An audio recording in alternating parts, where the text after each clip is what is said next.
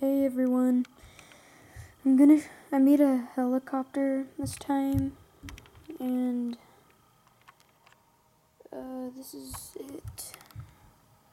So it's a weird propeller, it's a cool shape, but just look at the color, green, see-through, and it's a little short on these sides and then long on this. And I didn't do much on the back, the tail part. Did what else? Yeah, here's the driver. His arms are sticking out. Kind of like a window, bottom of it. And yeah, this is what it looks like by the side.